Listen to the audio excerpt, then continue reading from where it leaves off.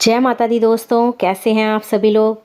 मांग में सिंदूर भरने की जो प्रथा है ना, जो रीति रिवाज है, ये सदियों से चले आ रहे हैं।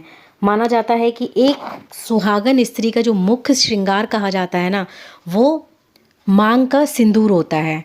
पर क्या कह सकते हैं, आजकल के बहुत से लोगों के लिए तो ये एक दकियानूसी सिर्फ बात रह गई है। इसीलिए तो बहुत सी जगह में देखा जाता है कि इसका चलन बहुत ही कम हो गया है, लेकिन ख़त्म नहीं हुआ है। रीति रिवाज मानने वाली और अपने पति के अच्छे स्वास्थ्य और समृद्धि को मानने वाली जो स्त्री हैं, यह एक परंपरा उनके लिए अनिवार्य है, जिसे वो हर हाल में निभाती हैं। इसीलिए तो शास्त्रों के अनुसार कहा जाता है कि जो स्त्री अपने मांग में सिंदूर लगाती है, माँ पार्वती उस नारी के सुहाग की स्वयं रक्षा करती हैं। जो मांग में सिंदूर लगाती है, उसके पति के आसपास जितनी भी बुरी शक्तियाँ मंडरा रही होती हैं, माँ पार्वती हमेशा उसको दूर करती हैं और उस पत्नी के पति की कभी भी अकाल मृत्यु नहीं हो सकती है। उसके पति को हर संकट से बचाती है माँ पार्वती।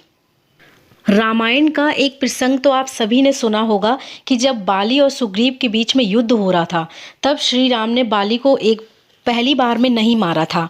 और जब बाली के हाथों से मार खाकर सुग्रीव जी श्री राम के पास आए थे, तो उन्होंने श्री राम से कहा था कि आपने बेकार में ही मुझे पिटवा दिया, आपने उसको बाली को मारा क्यों नहीं। तो श्री राम जी ने बोला था कि तुम दोनों भाइयों की तो शक्ल एक जैसी है, इसलिए मैं भ्रमित हो गया था, मुझे समझ ही नहीं आया था कि तुम कौन हो और बाली कौन है। लेकिन हुआ क्या था कि जब श्री राम जी बाली को मारने के लिए धनुष उठा रहे थे, उस समय उन्होंने देख लिया था कि बाली की जो पत्नी है तारा, उनकी मांग में सिंदूर भरा हुआ था।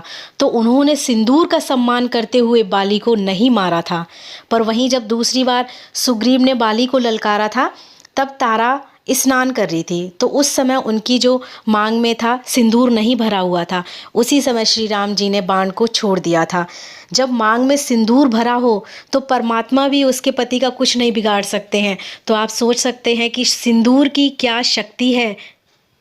इसीलिए कहा जाता है कि जब एक सुहागन स्त्री अपने मांग में सिंदूर लगाती है, तो वो अपने अच्छे भाग्य को बढ़ावा देती है।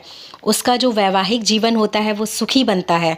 और देखिए, मान्यताओं के अनुसार अगर कहा जाए तो जो महिला मांग में सिंदूर लगाती है, उसमें एक सकारात्मक ऊर्जा उत्पन्न होती है और वो ऊर्जा उसके पति पर बहुत ही अच्छा प्रभाव डालती है, जिससे उसके पति को जो है भाग्य में वृद्धि होती है, भाग्यशाली और सेहतमंद रहने में भी मदद मिलती है।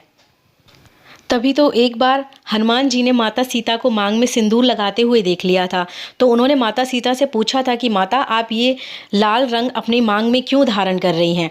तब माता सीता ने हनुमान जी को बताया था कि ये सिंदूर है, जो कि हमारे प्रेम का प्रतीक है और श्री राम जी की आयु को बढ़ाता है।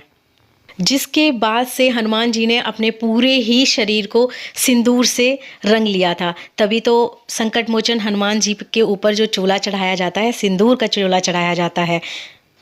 आजकल बहुत से लोग क्या करते हैं कि मांग में सिंदूर भर लिया, लेकिन बालों से सिंदूर को छिपा लेती हैं। तो आप ये मान लीजिए कि आप अपने पति के मान सम्मान और प्रतिष्ठा को समाज में छिपा रहे हैं, क्योंकि जो औरत सिंदूर को बालों में छिपा लेती है, उसके पति की जो छवि है वो समाज में छिप जाती है। और कुछ स्त्रियां होती हैं कि साइड की मांग निकाल के सिंदूर साइड की मांग में भर लेती हैं, तो आपका पति भी कहीं ना कहीं से आपसे किनारा करने लग जाता है।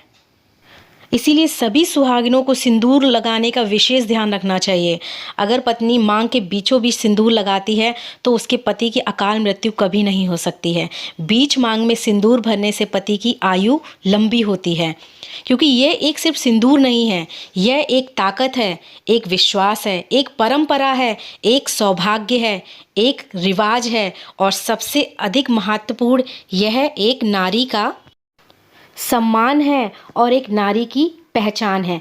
तो आज से सिंदूर लगाने की आप इस तरह की गलतियां बिल्कुल भी मत कीजिएगा। उम्मीद करती हूं कि आपको इसका महत्व समझ आया होगा कि सिंदूर कैसे लगाना चाहिए, क्यों लगाना चाहिए, इसके पीछे पौराणिक क्या कथा है। इस वीडियो को उनके साथ अवश्य शेयर कीजिएगा जो ये गलतियां करते हैं सिंदूर को लगाने में। और वीडियो को लाइक करने के साथ साथ चैनल को भी सब्सक्राइब करना मत भूलेगा, जिससे कि आगे आने वाली जो भी वीडियोज़ होंगी उसका नोटिफिकेशन आपको मिल जाएगा और समय से आप सभी वीडियो की जानकारी को देख पाएंगे और सुन पाएंगे। Thanks for watching this video. जय माता दी। हर हर महादेव।